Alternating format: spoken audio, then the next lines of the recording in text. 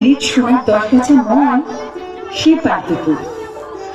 আর মহারাজ, আমি হাড়ির মুখ তো বড় ছোট, শুনেছি কোন দেশে পায়রা টিমের মতো মুক্ত আছে, তার এক ছড়া হাড়ে না।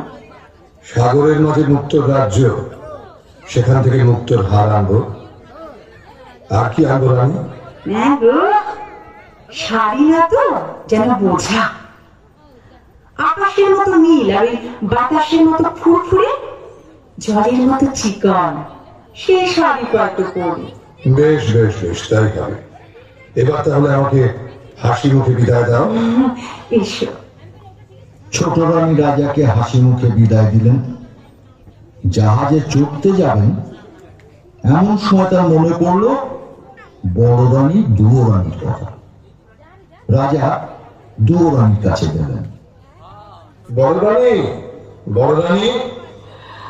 মহারাজ, তুমি? দেশ